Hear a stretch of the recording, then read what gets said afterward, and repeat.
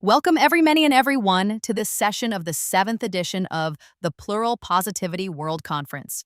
This session is presented by the Maelstrom Constellation, covering important and sensitive topics including healthcare, medical abuse, plural phobia, abusive relationships. Please remember to prioritize your self-care during this session. You're encouraged to take breaks whenever needed and honor your collective emotional well-being. If you have questions for the presenter, please share them under the Questions tab so they can be addressed during the live Q&A. Afterward, we warmly invite you to visit this presenter's booth where you'll find helpful PDFs and additional free resources. Now, without further ado, it is my honor and pleasure to introduce our wonderful presenter to you all. Here is the Maelstrom Constellation. Content warnings for plural phobia, death, medical, and Xanism. Hello, everybody and everyone. I am the Maelstrom Constellation. I am a white femme with a mostly shaved head, barring a crest of brown, blonde, and gray hair down the middle. I am wearing a white button-down with black pinstripes, black earphones, a septum ring, a hummingbird pendant, and large black glasses. For those who did not get a chance to see my presentation on a similar topic last year, a terminal is a headmate that helps facilitate interactions between the rest of the system and the outside world, while helping to manage the body's health. Our terminal is the siren subsystem, primarily siren himself. These things may also apply to other types of systems, but I can only speak to my experience as a system with a terminal. Hopefully, there will be something helpful in this presentation for everybody and everyone, either for yourselves or to help you build stronger relationships with those this may apply to. For me, being a terminal means that I try to take on the majority of the medical care and symptoms and act as a relay between my headmates and the outside world. This means I also facilitate relationships, and I sometimes carry a lot of guilt, feeling like I'm not doing enough to make sure all of my headmates get to spend time with everyone that wants to love them. But I have to give myself the grace of knowing that we function the way we function, and the people in our life will love us for it, not despite it. It's easy to want to function like a bunch of singlets in a trench coat. Much like trying to function like someone without health issues, though, it defies who and what we are. And that's okay, because in knowing that, we can make a reality that suits us. That's one of the joys of plurality. There is some amount of understanding one needs to have when dating someone with chronic illness, and there are extra layers to that when it comes to terminals. Relationships can be complicated in the most basic of circumstances. For a long time, I thought I had to fully understand myself and mine plurality to have a functional relationship with someone else. But I realize now that I can be my complicated, messy self. One trouble I have found is that because I am always in survival mode, sometimes it is harder for me to let my headmates interact with the outside world and engage with our loved ones.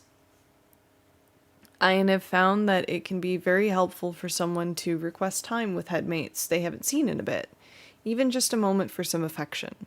The little things can make a big difference, and it makes my job easier.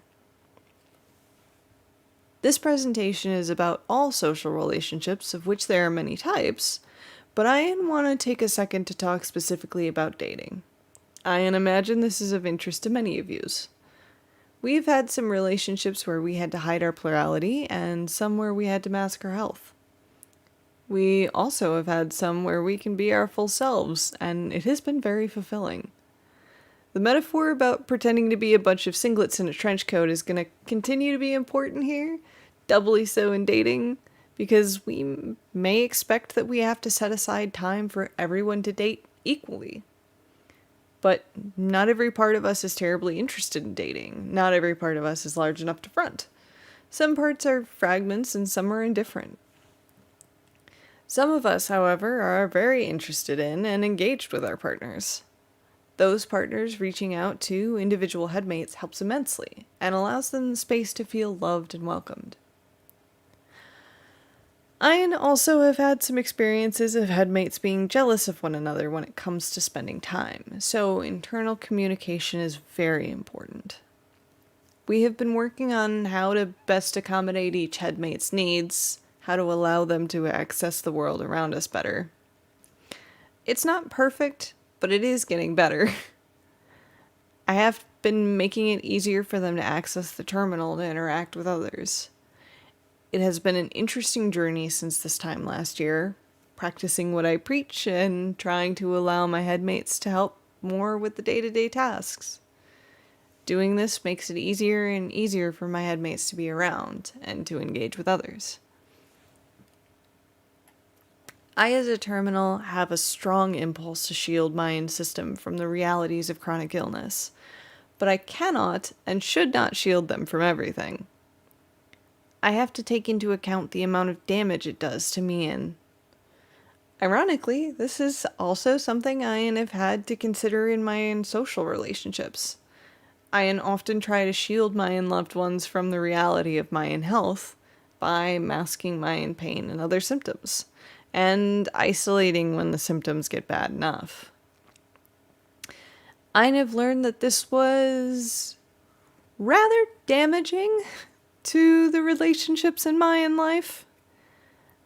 A big thing that I and Ian have to untangle is that others can help support us in our chronic illness, and that we have to let relationships fail on their own merit if they're going to fail. Give them the opportunity to be there for you. You may just get the support you need. I want, more than anything, to urge gentleness with ourselves when navigating any kind of social relationship. Society gives us blueprints that we don't fit into and expects us to break ourselves to blend in with them. We deserve to create a world where we can be our full selves. The creation of that world is a messy process and a lengthy one at that. One will only manage if we can work together and give ourselves and each other some grace along the way. We also can't forget community as part of these social relationships. I often have difficulty feeling out of place in both plural and singlet communities alike, even when both are very welcoming. It goes back to feeling like I am supposed to interact like a bunch of singlets in a trench coat, even though no one has asked that of me. I intend to isolate when I am not feeling well, because I feel less myself and I feel less able to do the social part of my job. And while it can be a little taxing in those times, it can also help quite a bit for someone to just sit with us in the dark, acknowledge us as we are, even call out individual headmates. Healing work is our own responsibility, but our loved ones do have ways they can help and be involved.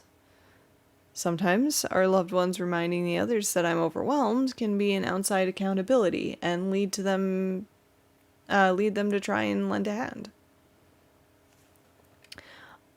Oftentimes, folks with chronic illness don't have the energy, executive function, or other resources to socialize. We may need our loved ones to bridge that gap. We try from our end, but as with many things, community care is very important here. I have found that even when I can't answer the messages or accept the invitations, the thought and inclusion goes a very long way when I get them. Many of us are already familiar with what I have to say in this next bit, especially the technology side of socializing while plural, but if you aren't, bots such as PluralKit and Tupperbox for Discord or Titan for Gilded can be a huge boon for allowing us to be our whole selves with loved ones. I have been asked before about how to socialize more clearly in person, and the truth is that it can take more time and familiarity for folks to recognize headmates by voice and mannerisms than it can by the clear labeling of our bot friends.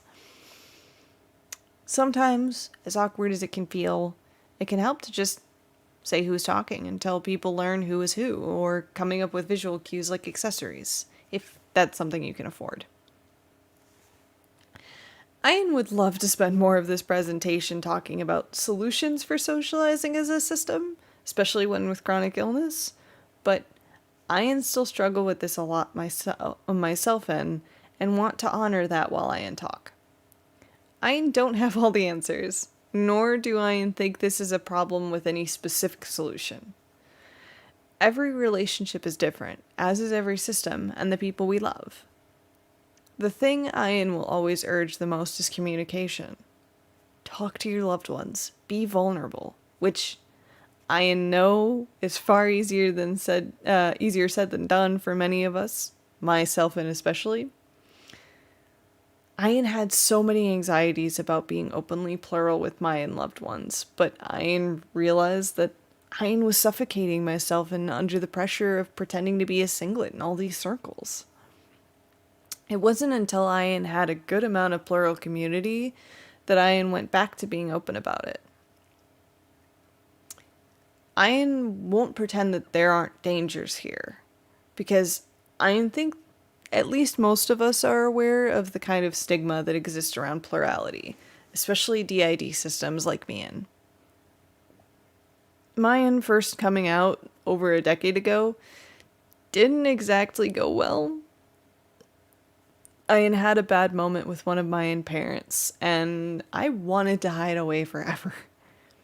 But then Ian thought about my brother taking one of my headmates shopping for more masculine cut clothes so they'd be more comfortable in the body.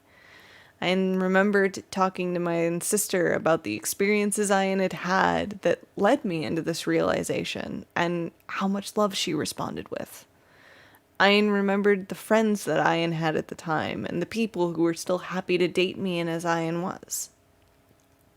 It made me remember that this kind of variation exists in singlet relationships too, because this is about the variance of the people we have the relationships with. Ian will never tell yous that everything will be fine with every person yous meet, but I am saying that there are a lot of really good people out there who will love yous for who yous are.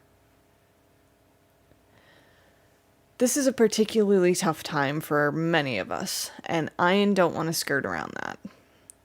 The idea of resilience as resistance is one that's especially important for those whose bodies and minds are regularly fighting with them, if not trying to shuffle them off this mortal coil entirely. For us, it is so literal. There are people out there for whom our tenacity is terrifying. Every day that you wake up, every day that you carve out a little bit of joy for yourself, every time you love someone or something, every breath you take, that is resistance. You are resisting their explicit goals of hollowing us out, silencing us, erasing us by any means necessary. I don't know about all of you, but I have no intentions of going quietly. Thank you.